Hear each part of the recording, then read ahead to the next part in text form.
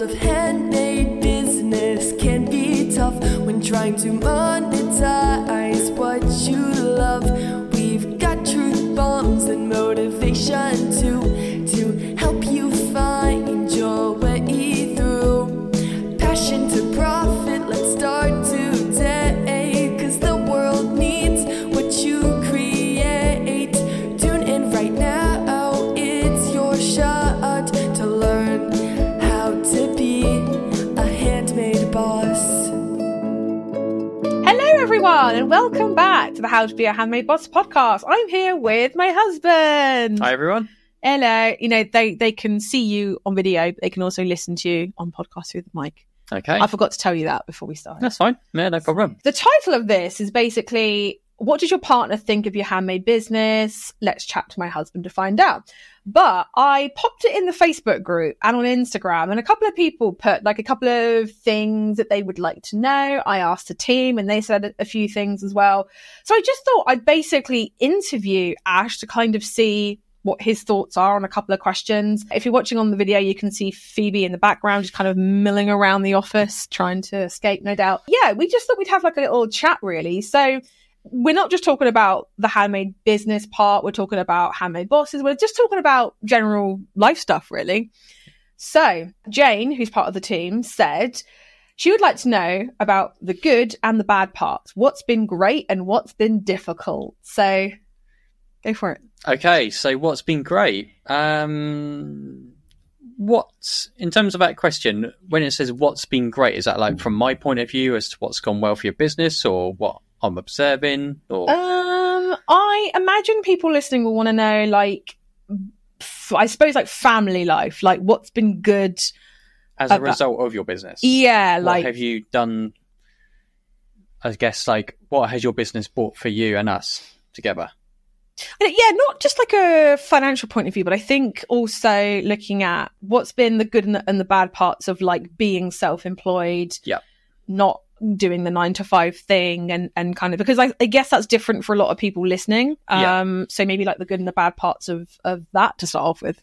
Okay. And in terms of what's great, I mean, you seem a lot happier in yourself. Obviously, you were working a 9 till 5, 8 till 5, something like that job, pretty much every single Saturday as well, which put a bit of not a strain on us, but it was a bit of a frustration, I think, wasn't it, a little bit? Yeah. Because obviously I'd be Monday to Friday and you'd be Saturday, so we only had really one quality day together, and that's no longer the case. So that's a great part, I guess. You guess. You guess. For your handmade business. Cheers. I suppose it's nice you're here. Yeah. No, I mean, that's been great. Obviously, now we've got a house, we've got a bit more space. You've obviously got your own office, so it's out of the house as well. Because I think before you used to try and switch off from your business a little bit at the end of the day, but obviously going from one room to another, or sometimes being in the same room as where you've been working all day, you can't sort of disconnect, I guess, if that's the right word to call it.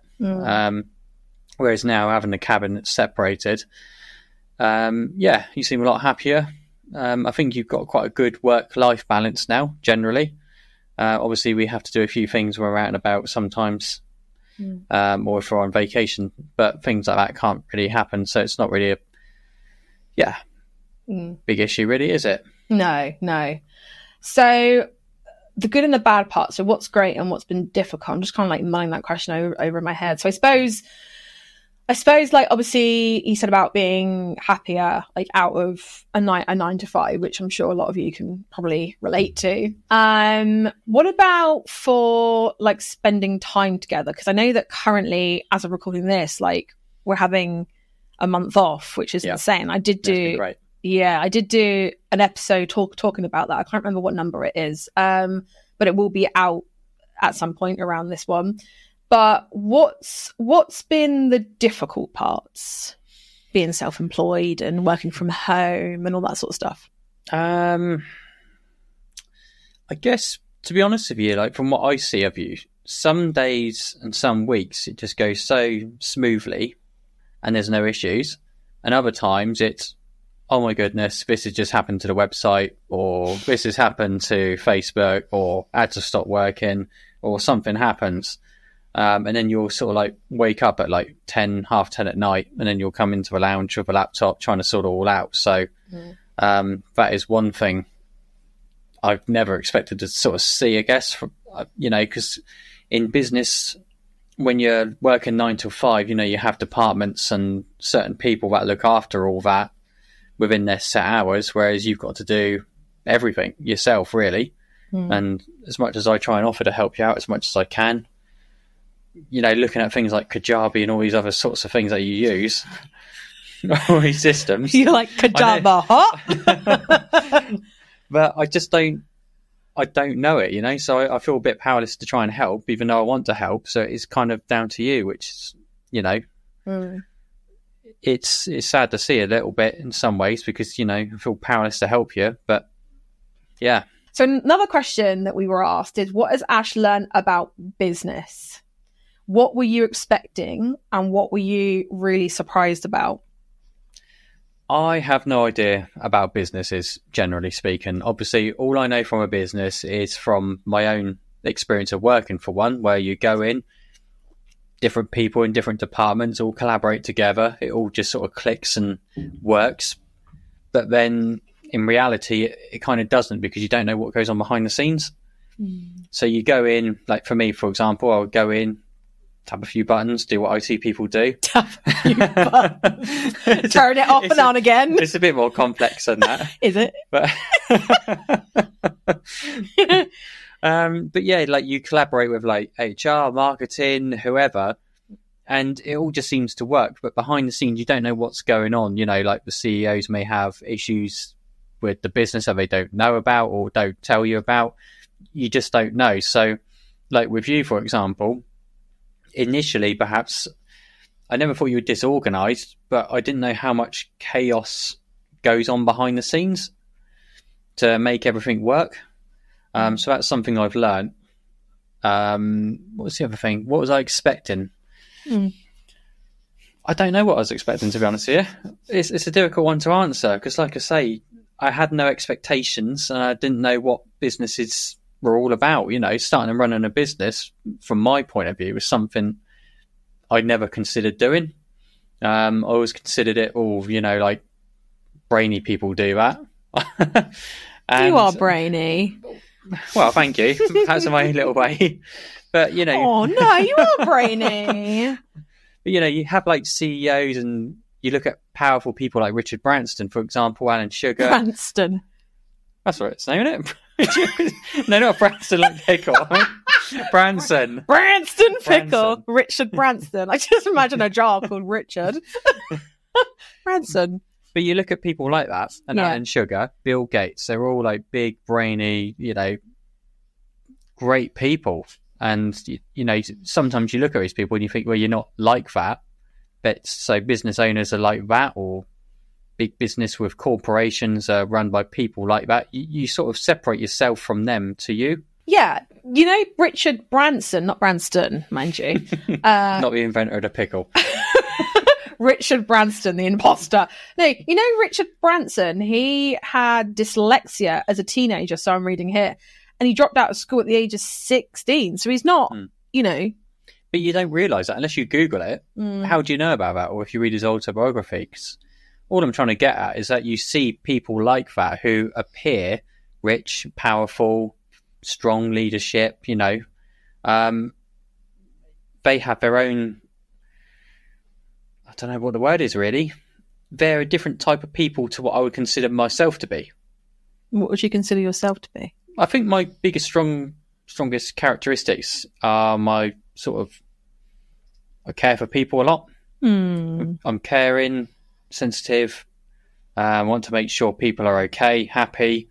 Whereas a lot of, from what I see of business people, it's very much cutthroat, and some people are all about get rich quick. Some people don't care if they have to cut departments or slash budgets and stuff like that. Whereas I don't think personally I'd have that in me, really. Do you think have you ever seen the Wolf of Wall Street film? No. Oh, you haven't? No. Oh, okay. Too long. Yeah, he can't sit still for movies. It's like a 3-hour movie. You have to cut it down into like 3 nights. Yeah, I just can't sit still for that long. I'd love to see Lord of the Rings, but they're like 3.5 hours each. Then apparently there's extended cuts, and you think, oh, blimey, like, how do people sit through all that? There are some people out there now who are like, you've never seen the Lord of the Rings trilogy. Avatar was a struggle sitting through all that. You didn't even watch the second one. I did. Nah, that's too long. That's even longer, isn't it, than the first? Yeah, it's like 3 and a bit hours. Yeah, no, not for me. Yeah, no. But do you think like the stereotypical view of people in business and entrepreneurs and whatever you want to call it, do you think that they are drawn from movies and TV shows? I don't know. I think there's a lot of stereotypes around, rich people. Like, for example, if you're wealthy, then it automatically makes you a bit of like an asshat, I guess. That's, stereotypically, you see somebody in a Porsche and people get jealous quite quick, don't they? Or, in a great big Range Rover, all the customizations. It's that, like, you might be driving around in like a little Vauxhall Corsa, and you look at that and you think, oh, how come he's got so much money? He must, I don't know, really. I think there's a lot of, what's the word around it, where you look at it and you automatically assume that. I guess it's stereotype, isn't it? You stereotype that because they're in a fancy car or got a bigger house, that they're rich and everything's all great in their life and everything like that. And they've probably never had many problems. But, I kind of guess it's almost the opposite. Is that they've had to get... Sorry, just laughing at Phoebe on the couch. She's always doing something. You're not allowed on the couch, but I guess you are on the couch now because that's the only way you're going to keep... she's like led down behind us now. Sweet. But yeah, no, I think a lot of it comes from traditional sort of typical point of views. And I think even going back years and years and years ago is that, I don't know, 1700s, 1800s, if you owned land, then you'd rent it out and then you'd be kind of like the wealthiest of the land, whereas other people that were poorer would sort of, have to pay you as the landowner. I'm probably just spouting a load of crap now. I'm trying to think of like how it was years ago, and it's still the same. How many people out there like absolutely love and adore their landlords? Because, they may have a property, 2 or 3 buildings, they're getting rent each month, it goes up. For them, they may be inheriting £3,000 a month, however much they're getting versus how much properties are. Versus people out there that are struggling. So I think people that are rich and obviously business owners, landlords, people with money behind them, almost get like a negative view of themselves nowadays. But it's not so much nowadays particularly because, like I say, going back years, it's always kind of been the way a little bit, isn't it? If you own land, property or business, you're obviously getting money and a regular income, probably more so than the average Joe that's salaried. Which is why I guess they kind of have a bit of a negative look about them, I guess. People look at it negatively. Do you see me as a fat cat? I mean, you could buy me more presents. I'm joking. No, not at all. No. Hey, I bought you socks. You did, yeah. That's what everyone wants. That's what everyone wants. Everyone wants socks. No. I don't view you at all. Because you're quite charitable as well. You look after me, you look after Phoebe, you donate to charities and whatnot. So, no, I think you're a good person. Oh, cheers. Well, maybe not as good as Richard Branson. No, you didn't invent a pickle. No, I know. I should have, though, because British people love a good pickle. Yeah, I mean, I get what you're saying, and I think probably a lot of people out here can kind of relate. Because I guess you have to think of a lot of people listening probably started crocheting, started making jewelry, started quilting memory quilts, and had the idea to turn it into a business, and they're coming up against all of those beliefs and thoughts about people with money being what you've just said, being kind of greedy, I suppose. Yeah. I almost think of the Muppet Christmas Carol, and I know that you love that film. One of my favourites. Yeah. I know that you love that film, and yeah, I suppose like a lot of people starting out almost have that image in their head of Scrooge. Yeah, because he's obviously got a lot of money behind him, but he's quite miserable as well, isn't he, about it? Okay, so here's a question from me then. How has seeing me operate I mean, I think I worked it out. I've been self-employed and in the business for eight years at this point. Started the business in 2015. That's the jewelry, by the way. So nearly 10 years now. So what has me being in business changed that perception for you? Yeah, most definitely. Yeah, I mean, in those 10 years, a lot has changed between you and your workload, me and my workload, the direction you're going in life, direction I'm going in life, and the direction we're going in together. Yeah, it has fundamentally changed. Yeah. Yeah, because I no longer view it like that at all. Because I see the amount of workload that you put in, and, you know, you have every right to sort of reap the rewards from what you do, because the amount of hard work you put in, not just to your work either, but at home as well. So although you may have a really, really, really busy day and it goes on into the evenings, and I may do your dinner a couple of nights because of that, you always try and get the balance right, I guess, so to speak, by trying to do, I don't know, washing or drying late at night. You know, you try and keep it separate, but we're there to support one another, if that makes sense. And I think that's worked really well. But yeah, no, fundamentally, my viewpoint has changed, definitely. And I think pliability and flexibility in a relationship is really important, because there's going to be ebbs and flows where one person will do slightly more because the other person's doing something, building something, creating something, working towards something, and then it will flip, and then the other person. And we've kind of had like a couple of to's and fro's with that. Yeah. So I literally recorded an episode earlier talking about like when when you're first, you're either building a business where you've got a project on, or you're doing something, right?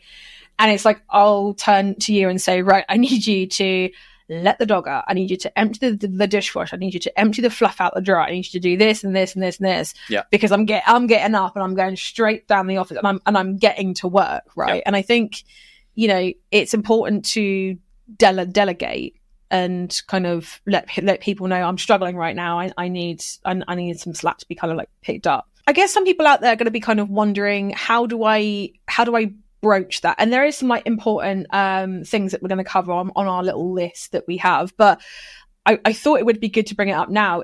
So there are a lot of people out there right now who either are growing a handmade business, wanting to start a handmade business, or are looking to really scale it up. How would you say they should perhaps broach the conversation with their other halves about picking up a bit more slack around the home? Just being completely honest, to be honest with you. That's all you need, is just to be honest. Just say, I've got a lot of time if I need to spend doing this, that and the other. If you can, try and give, you don't want to break down so much, but just say, I'm going to be a couple of hours doing this, then I'll be an hour doing that, and a couple of hours doing that. It may overrun slightly, just to give an idea of, if your partner comes home at 5 o'clock, will he see you at 7 o'clock, 9 o'clock, 10 o'clock? And then in between that, let them know how you can help. If you say to me, Steph, for example, I'm going to be on a call until 6:30, can you do dinner? Then yeah, of course I can, because you're not going to be able to finish until 6:30, so you're understandably going to be hungry then. But yeah, honesty is the best policy, especially in relationships, what I believe anyway. I don't think really you need anything more than that. Just break it down and just say, you need a bit of help and you need some time.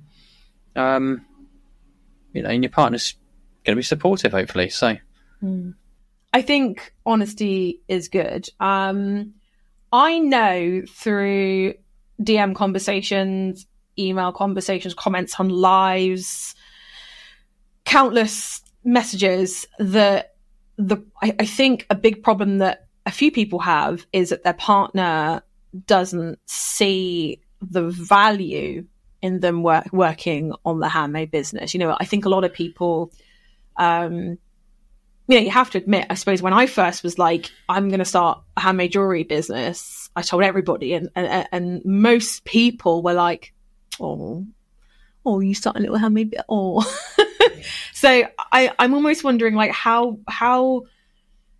what's the best way to get across that you're building a business that you want to do, but it's got value in it enough for them to pick up some of the slack? I don't know if that makes sense or not. I mean, generally speaking, if you've got a passion for it, then they should be supportive anyway. You know, if I went to you and said, right, I'm going to start crocheting, I don't know, birdhouses. Nipple covers. Make little crochet birdhouses or something like that, you know, something cutesy, something different.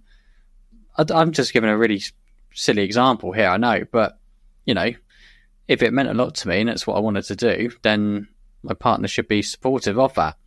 I can't really see any other way around it, really. Like, do you think that it's important for them to tell them and show them how important it is and the passion they've got for it? Do you think that's kind of a big part of it?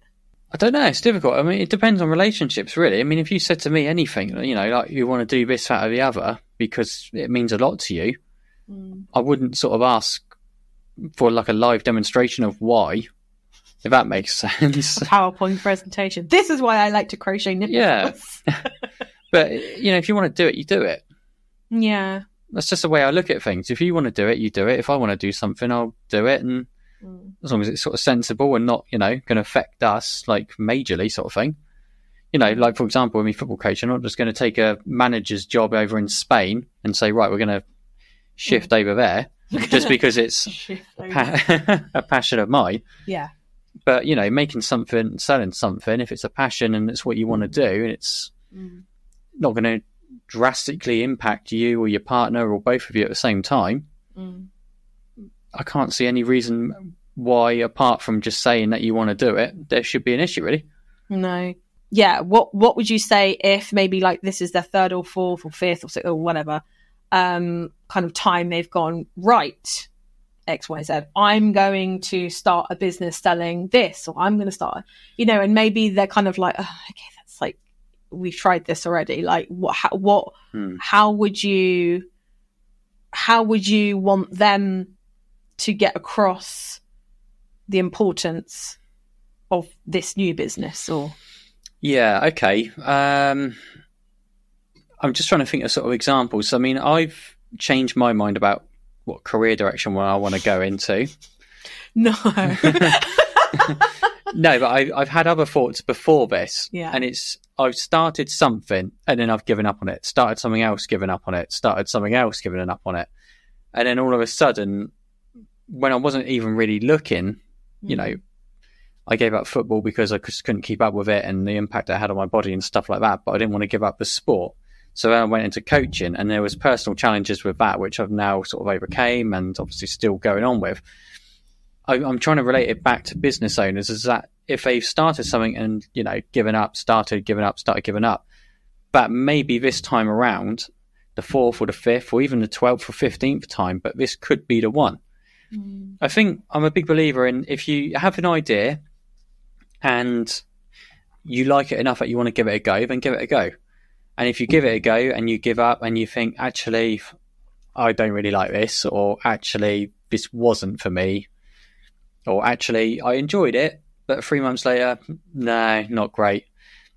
You know, don't worry about it. It happens to all of us with careers, with foods and drinks we like. You know, we like things and then we don't like it anymore. We try new things. You know, you might buy a car and then 3 months later think, actually, this was great when I first bought it, but now I just want to give it up and trade it back in again. Who's that remind you? Yeah. Well, no names. This gal. But yeah, I mean, ultimately, it doesn't matter what time around you're at the moment. If you want to give it a go, then give it a go, because it could be the one, or it could be another example of one that you've tried which didn't work. I think quite a good quote, actually. I can't remember the exact word, but it's something like, I think it's Thomas Edison said, I've not failed, I've found 99 times or something like that didn't work. So it's the same with like a business. If you start it and you don't like it, it's not failure. It's just one time that you've tried it and didn't work. You'll eventually get there. But I also think that sometimes you can't rush these things either. is that these things will just come out naturally when you're least expecting it. Yeah, I think that's a really good point about taste, because it reminds me about when your taste buds change. We all change. Yeah, and like your taste buds change, what you like changes, who you are changes, everything changes. And I think I think that's a really good point. And maybe saying, when I started X business, Y business, whatever, I was in a different place, mind space, whatever. And yeah, really, really good point about, you know, I like to call them stepping stones. Like when you fail, have setbacks, mistakes, whatever, they're like stepping stones that you hop over to get to where you want to go. Sorry, I sort of like smirking then because I just thought of stepping stones. You can make your own version of it called stepping stones. Stepping stones.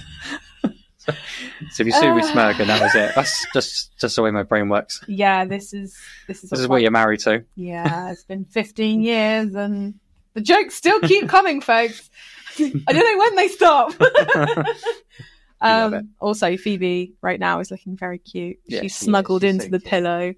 She's trying to get away from the light, so she covers her eyes so she can nap. We need to get like a little doggy eye cover. Someone also said, what changes have you seen in me? I think we kind of covered that a little bit, but what changes have you seen versus like before starting the business? Because obviously before starting the business, I was doing GEMA, which is the gemological diploma and all that sort of stuff. Yep. The JET exams, which is in the UK, it's like the golds, you know, it's like basically training to learn about fine jewelry and all that sort of stuff. So I guess from like those days, which is like well over 10 years ago now. Yeah, it's now and up. Yeah. What differences have you seen, I suppose, in me, which feels really awkward to ask about myself, but what differences have you seen then versus now? Like I say, when you were working for somebody, you weren't happy. You weren't in a good place, I guess, in the sense that, you know, I don't think at the time you had a car, so you had to sort of rely on me or the bus as well. You are the bus. In our little blue Daewoo at the time, wasn't it? The little Daewoo Matiz. I thought you had the Corsa then. No, I didn't have enough of that fancy then. It was a Daewoo Matiz, cobalt blue. Yep. Just try and move on from that. Somebody edit that bit out, please. No, don't. You keep that in. The shame has to be kept in. Yeah. But no, obviously you had to wake up early. You came home, then you try to get your business going. So you were doing a lot of work during the day. You know, you couldn't just jump into your own car 10 minutes and then you're home. You had to rely on me waiting to finish work, going to pick you up, coming back in rush hour, having dinner, trying to spend some time together as well as trying to get your business going. So it was very stressful then. I could definitely see that. In terms of now, you are a lot happier. You've got different stresses, but you've got a happier lifestyle, you know? So we've got a little home, you've got your little cabin, you've got a great little office set up. Less of the little, please. Sorry. We got a little house. It's like that Blue song. Blue house. Oh, blue, what? Now listen up. Here's the story. Oh, Eiffel 65. In a blue. It's like, and everything's blue. You're the same, but everything's little. I was thinking of the boy band Blue, not what you just went on. No, I wasn't. What was in my brain was like coming out my mouth then. Yeah.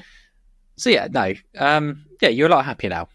A lot happier. And it's nice to see you helping other people as well now. Oh. That's great. I like that. I like it a lot. Oh. So I'm not the Wolf of Wall Street then. I've never seen the film. Oh, I need to show you some gifs and some memes after this. You've not seen the meme where he's on the yacht and he's got the sunglasses on, he's just got the money and he's kind of like flicking it out of his hand. No. No. I'm literally picturing a wolf in New York. And it's got nothing to do with that. Like a horror film. Just chilling. Just walking around New York. Or a wolf that's really good with financial investments. The financial savvy wolf. A kid's book coming near you. What would you change? What What would I change? Mm. Oh, Careful, buddy. what would I change? That's a tough one to answer, really.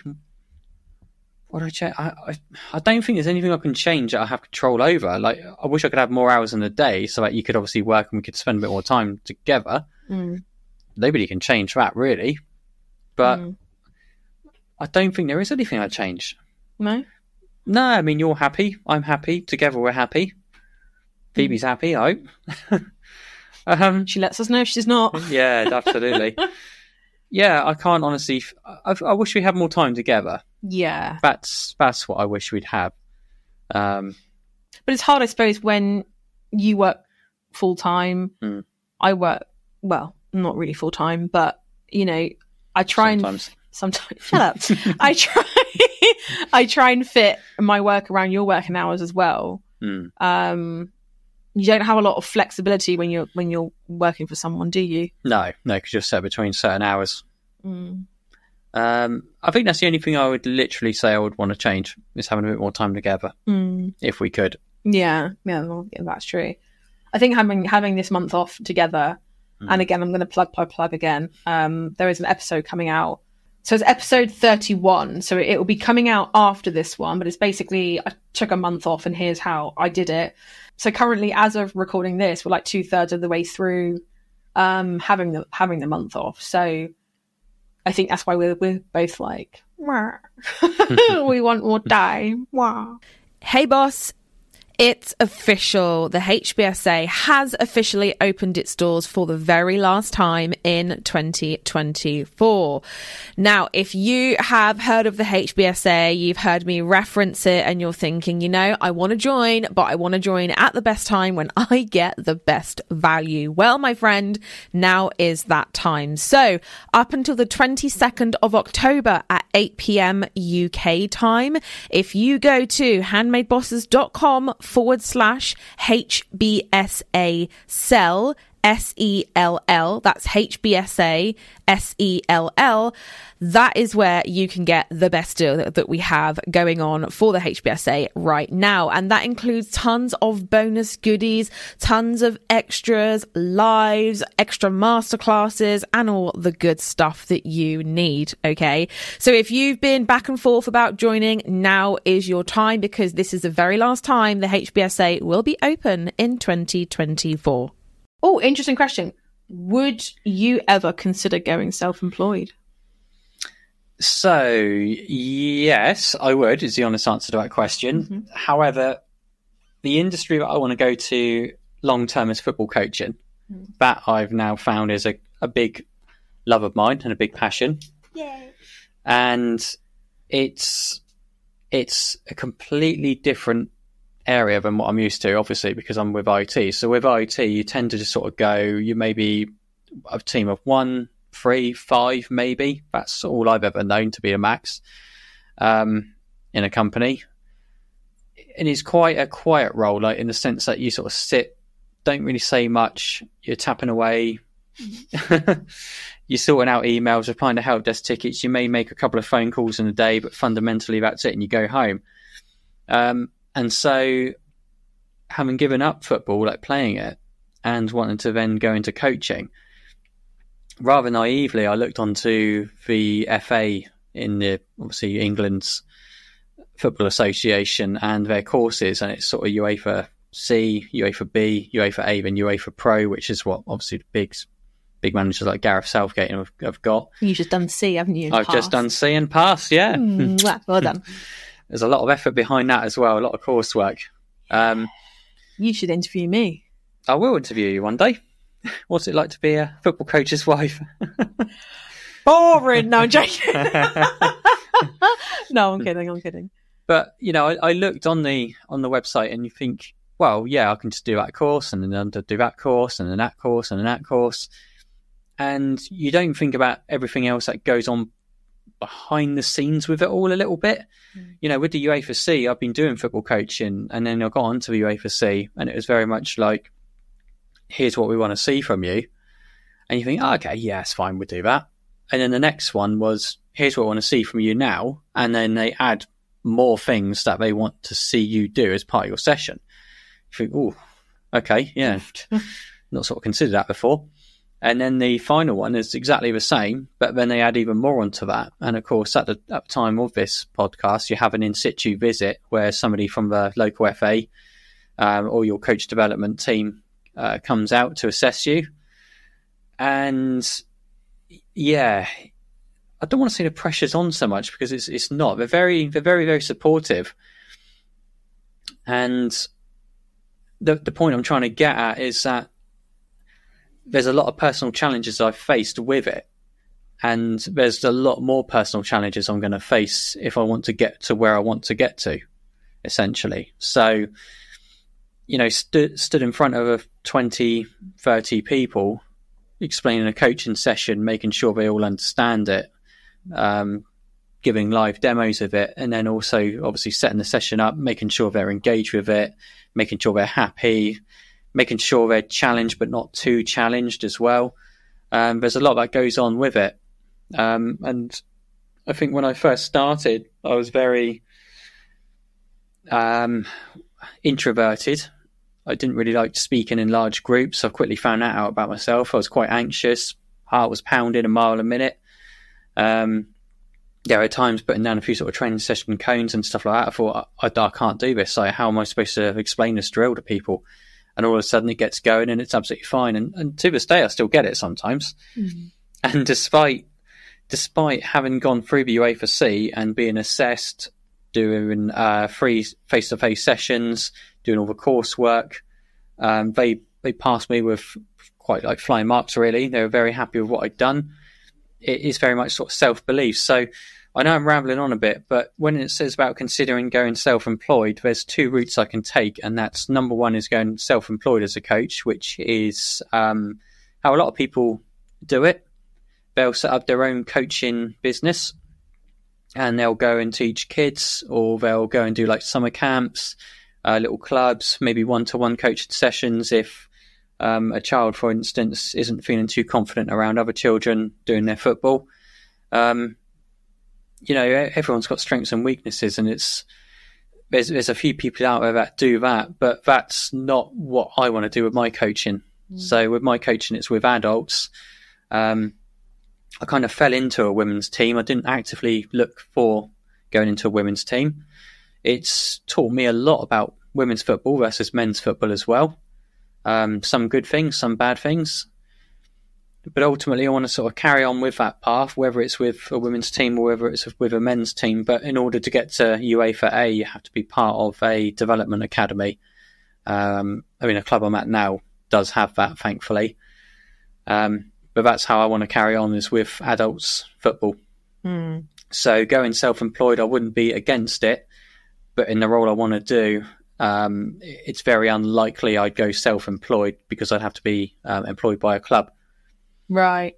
Yeah. So it's not. Yeah. I see what you mean. Yeah.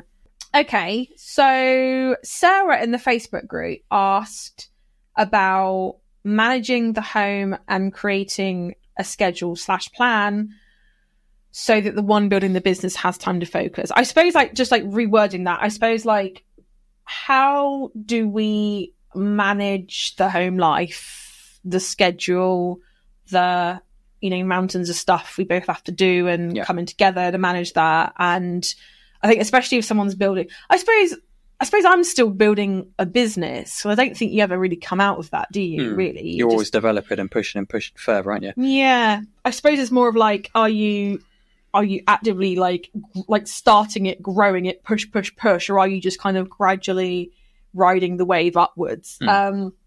So I suppose, like, from my point of view, we use Asana, don't we? And I use Asana for the team, business, all that kind of stuff. And I also use Asana for the home life. And I think the first time I was like, right, we're going to have a shared calendar, we're going to do Asana, we're going to schedule things in, you were like, what the hell?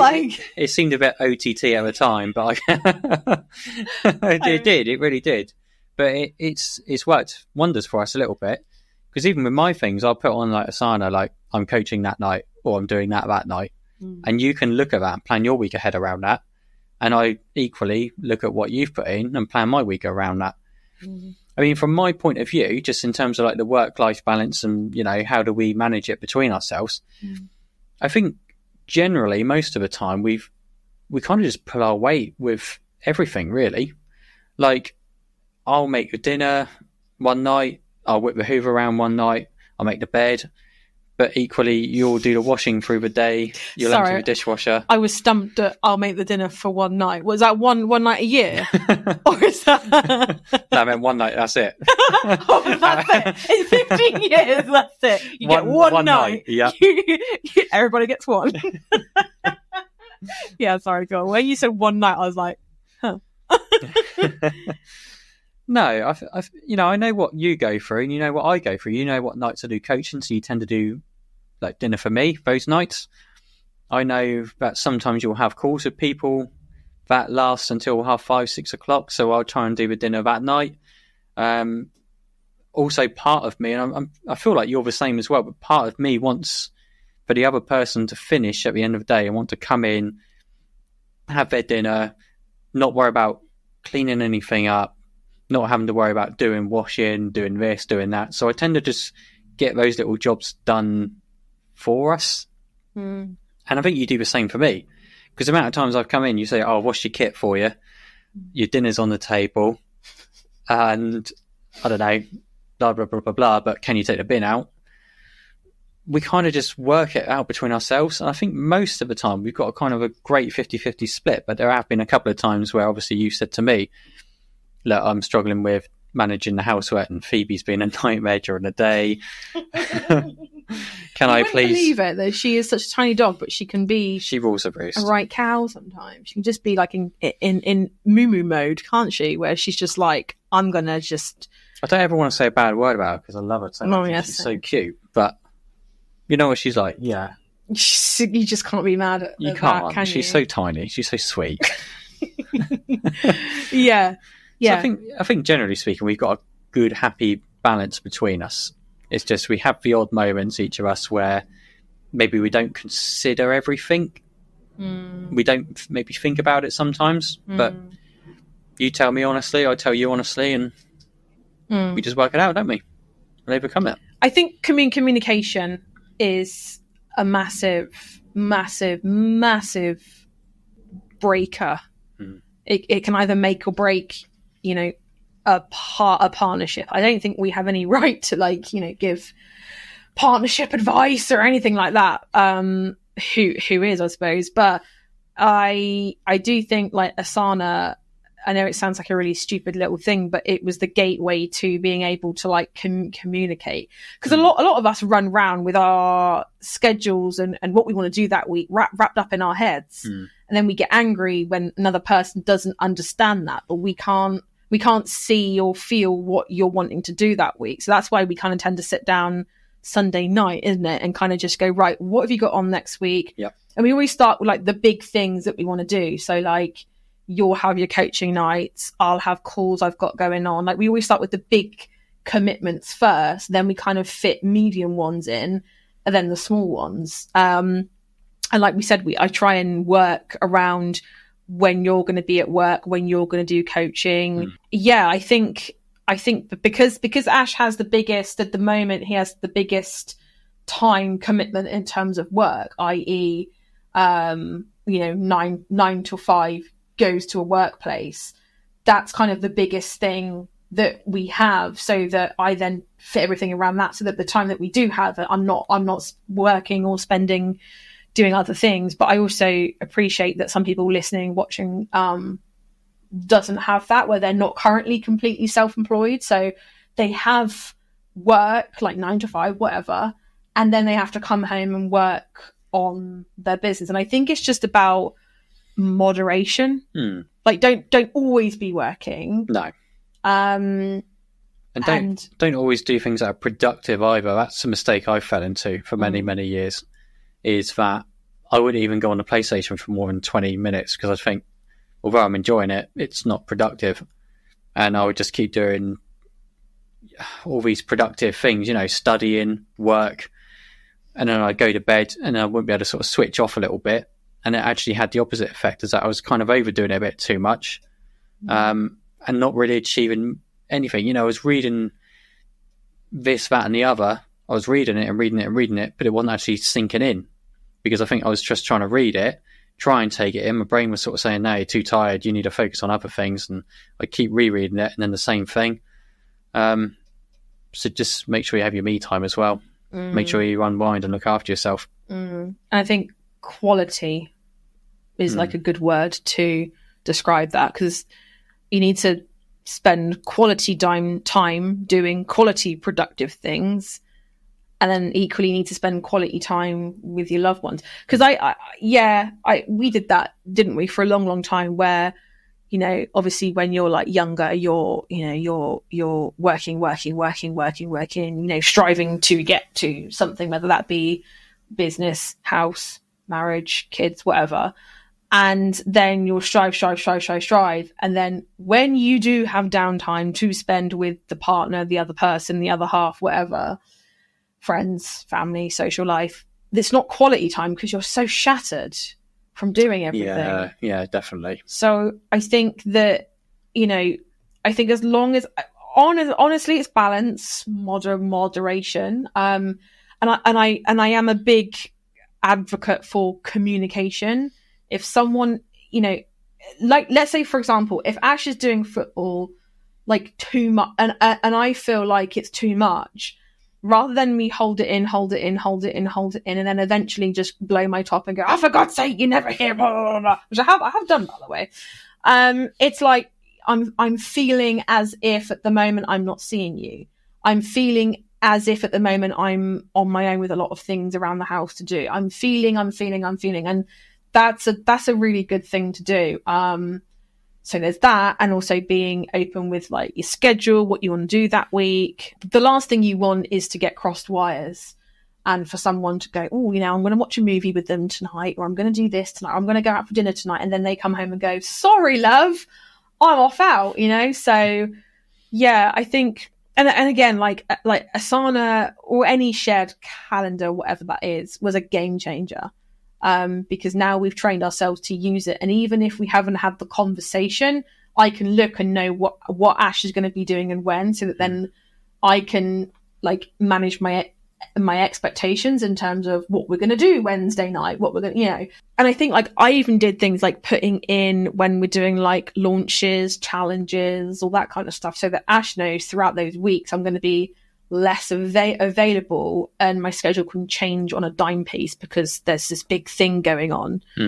So yeah, but I think as well what we do is we schedule quality time. So like I'll tend to go, like we'll go away for a little break directly after doing a challenge or launch, something like that, because I know that I'm going to be pulled away for a lot of those 2, 3, 4 weeks.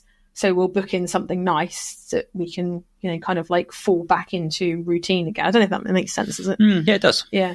How have you helped within the business? Because Sarah's also said about identifying business tasks that the partner can help with. Okay. It's very hard with Handmade Bosses because it's all very much online. And it's only been the last 3 years I've even had like a team or people to delegate to, outsource to, help with things. So, you know, because of Ash doing what he's doing with the coaching and his job and all that sort of stuff, I think that you've never kind of played an active role within Handmade Bosses, I guess, have you? Not so much Handmade Bosses, no. I think the most I've done really has helped you to try and wrap some of those planners. Yes. Which only takes a couple of minutes to that per planner. Yeah. I guess sort of technical support a little bit when you said to me, this isn't working or that's not working. And I've just run my eyes over it and try to help you as much as I can. That's true. Yeah, you have done that. Always update your computer and everything and look after you in that sort of sense of things. And even when I don't want it. Well, got to be secure. I come down and it's like Windows is updating. I'm like, that's great. I expected to wait 35 minutes for that to finish. You finally upgraded to XP now, aren't you? Oh my God. You didn't even know what AI tool was. I did know what an AI tool was. I've just never really used it. I've never really had much use for it before. All I'm saying. I do the Ask Google thing. Like, hey Google.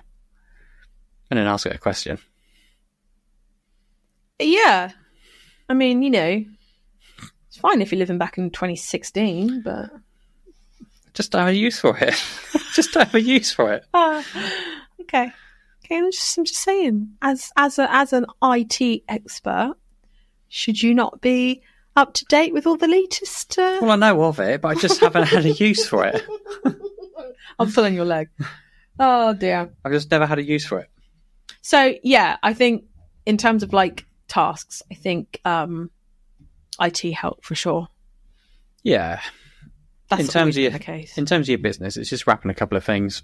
IT support. Yeah, so I guess when I was first starting the jewellery business, I suppose it was like, I mean, my God, how many parcels of jewellery did you wrap? Man, too many. After a day's work coming home, it's always things I've got to wrap. Yeah. Like 25, 30 a day. And then I had to go to the post office the next morning before work. Yeah. I was a bit of a just recluse, wasn't I, back then? Because there was just so many orders coming in. It was like... It was great, though. It was great, yeah. You look back on it with fond memories, don't we? Yeah. In our little flat in the lounge, on that. Yeah, I've still got pictures of it. Yeah, that's great. Also, emotional/stress support, including when to step in. I think if you know your partner well enough, you know when they've had a heavy day, and there's a lot going on. And I think as well, just being open about, Q4 is coming up. Christmas is coming up. The biggest shopping season of the year is coming up.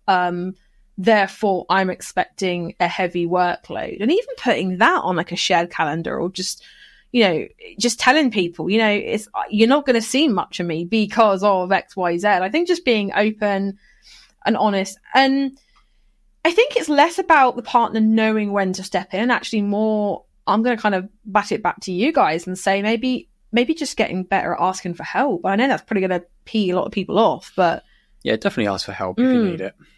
Yeah. Like, don't suffer and kind of just, bundle along. It's hard as well, because I know that a lot of people who are in jobs start to wind down sort of December the, I don't know, 15th, 20th, whatever. And but as handmade business owners, that is like right slap bang in the middle of like... Because you've only got a couple of days left, I guess, haven't you, before Christmas. Like Royal Mail, they work up to about 22nd, 23rd, I think, hasn't it? So you've got to kind of compete with that, and then people place last minute orders. Yeah, God, that was always a nightmare, wasn't it? But yeah, I think you step in, don't you, when you're like, are you okay? You seem really stressed. Yeah, I know you know me. We know when each other's not quite right about something. Yeah. You just got to look after one another, and support one another. Yeah. That's what partnership and marriage is about, really. Yeah. But I really do think mapping out when the busy times are going to be, and not just like busy order times, but also, like let's say you're doing a rebrand, and you know that it has to be done pretty smartish, and you're thinking, I'm going to be putting a lot of time. Just communicate that to your other half and say, look, as you know, businesses have like brands, and because I don't feel like mine was quite right, I'm doing a complete rebrand. This means that my attention is going to be pulled away from insert thing here. Therefore, I might be a little bit short on time, short on patience. Would you mind helping me out? And if you see me struggling, give me a cuddle. And I think as well, like another thing is understanding how you process stress and emotions is a good thing to know, because you can then go to your partner and say, if you see me, getting a bit like this or whatever, then they can step in and help. One thing, actually, there's two things that I suggest all couples to do, whether, married, not married, together, kind of together, who knows, is do the 16 personality test. It's Myers-Briggs. We both did that. You probably can't even remember what you were, but I can. And do that just spend 30 minutes doing these two things. So the first one is it's 16personalities.com, or if you just Google it, you'll find it completely free.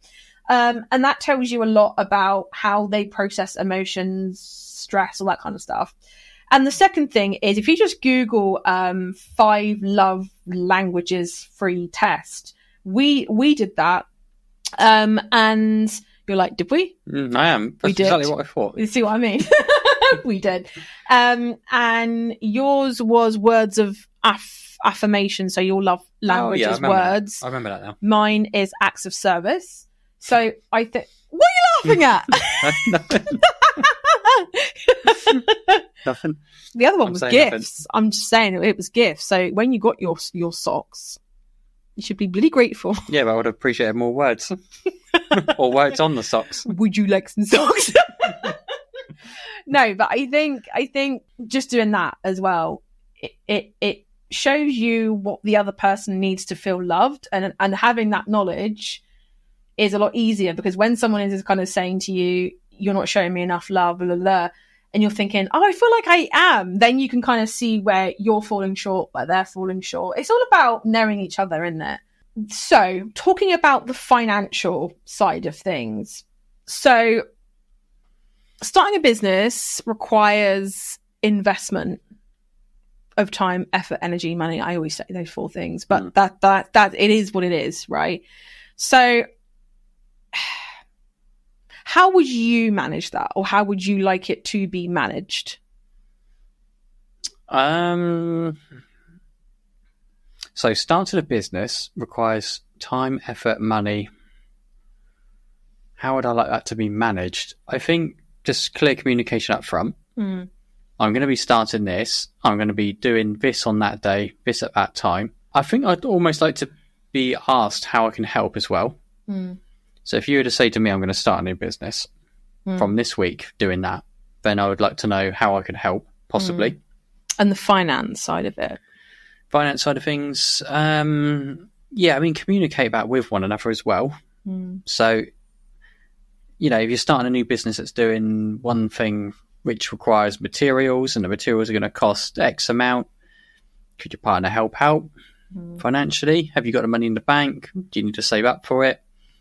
Yeah, I think being clear about you're spending £2,000, let's say, to start a jewelry business that makes clay earrings. Let's just use that. I think being clear about this £2,000 that I'm spending right now, if all goes to plan and I'm allowed the space, the freedom, the time to be able to do all this, I'm expecting that to turn into a £10,000 a year business in 2 years, you know? Yeah. And I think just almost presenting it a little bit like that, rather than being like, oi, Mark, I've just spent 2K on jewelry supplies. You know, I think there's different ways to approach it. I don't know whether that makes sense or not. Yeah, no, it does. I'm just trying to think of what else I want to say around it, really. Well, be honest, you know. Yeah, no, I think it just comes back to communication again.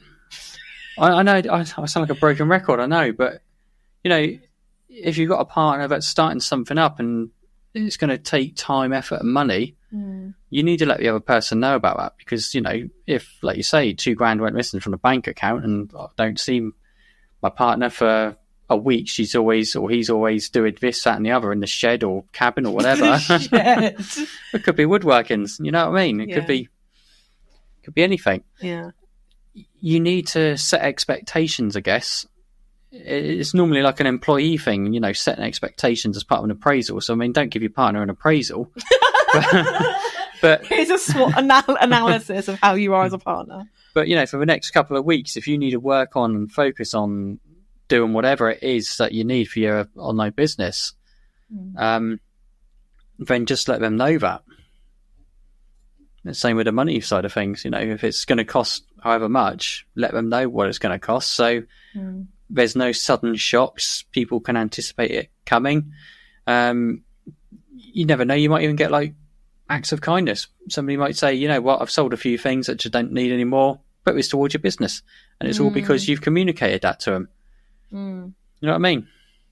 I think being really honest about what it means to you, what it could mean for you as a couple, your family, whatever, you know, we're starting businesses at the end of the day. We're not starting expensive hobbies.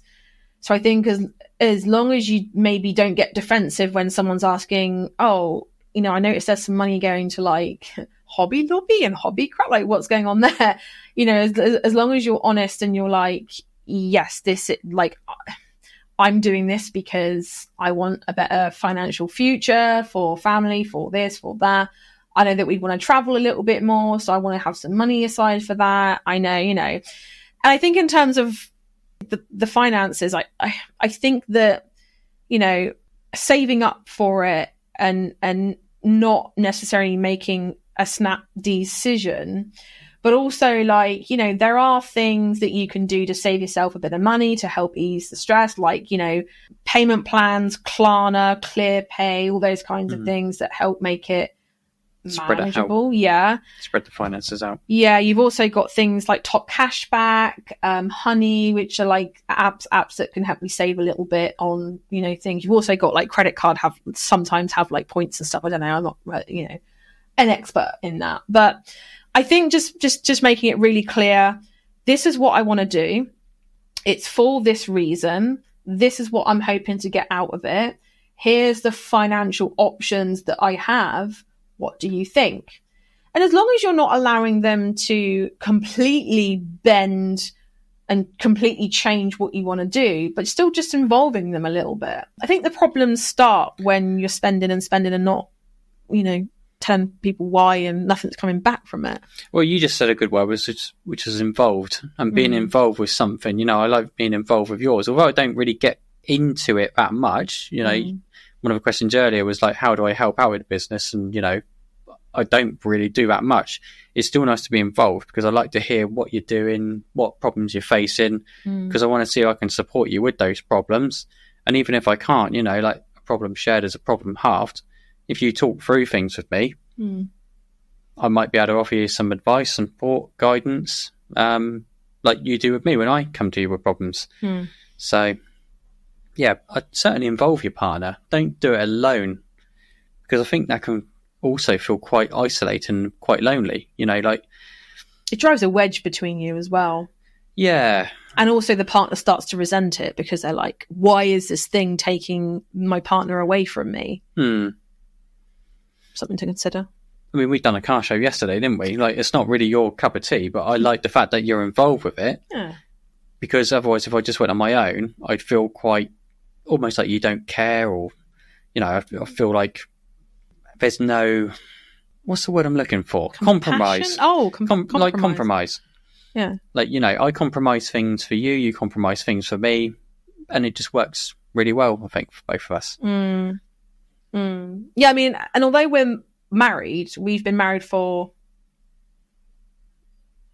7 yeah, I was going to say 7. 7 years, but we were to get out. We'd been married for 7 years. We were together since 2009, so 2017. So 8 years before we got married. So we've had experience of both extensively. Hasn't really changed how our relationship is. I just think relationships do take work at the end of the day. I think if a person's important to you, you want to involve them in every aspect of your life. And I've done that. I think they're along the same lines as that. Yeah, I've done that before, where I get, Ash would call it my obsessive moments and my project moments, where I get really into something and really like all in, and I kind of shut everything else out. And then Ash is kind of like peeking back the curtain, like, you okay in there? Do you need help? And I think the curtain has to come down, and you have to sort of say, even if they don't understand it fully, they are going to kind of get why you're doing it. But yeah, definitely. Yeah. What would be your final thought to part everyone with? You're talking to handmade business owners throughout the whole world. Okay. What would be your final thought?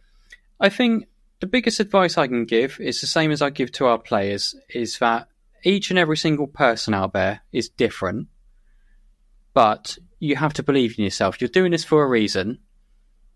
I know I keep using football, but I'm trying to think in the same headspace. You know, with our players, some of them will be really confident, some of them may not be as confident. But like I say to them, just go out there, have fun, enjoy yourself, and believe in yourself. Believe in your capabilities and your abilities and what you can accomplish. And it's the same with you for handmade business owners, is that you may be questioning things, you may be querying things, but believe in yourself. And I sort of listen to my own advice a little bit, because I've always been somebody that gives up on things quite easily. And there's been times when I've done coaching and it's not gone quite right, or I don't feel good in myself doing it. And I've just kept pushing and pushing and pushing. And I keep saying to myself, believe in yourself, just keep on this path, don't give this up. And that would be my advice to you, is just keep pushing, don't give it up. If it doesn't work out this time around, one day, if your heart is set on doing a handmade business but you're not sure what it's on, and you're trying one thing and it doesn't work out, don't worry about it, because one day you'll find something that does. So just keep pushing with it. Aww. I hope that's good advice anyway. Yeah, it is good advice. I've probably spoken a lot of crock, so I apologise about that. But don't apologise. No, he doesn't apologise. Suddenly got very bright all of a sudden. Sun's out, guns out. T-shirt off, Ash, come on, let's go. You don't want to see this body. Okay, so thank you so much for listening / watching. Phoebe's doing a massive stretch right now. So if you're watching on the video version, you have a treat of the whole family being on camera, and you can watch our extended cut of laughing at nothing and stupid jokes and everything else. But thank you so much for getting this far. I know this has been a long one, but I hope that you've gotten some good nuggets. And if you've had one, DM me, let me know, and Ash as well, because he will see it, and let us know if you've listened to this with your other half and how that's gone. And yeah, but for now, guys, we will see you. I will see you, because Ash is off coaching and doing all sorts of things, but I will see you in the next one. Bye everyone. Thanks. Bye all. Thank you so much for tuning in to How to Be a Handmade Boss. And if you're eager to boost your Etsy sales within just 7 days, then be sure to join my most popular free training at handmadebosses.com/conversion. You can also find the link in the show notes as well. Keep an eye out for our next episode, where we'll be continuing our journey towards handmade business success together. And until then, keep crafting and stay inspired, because the world really does need those special creations that only you can make.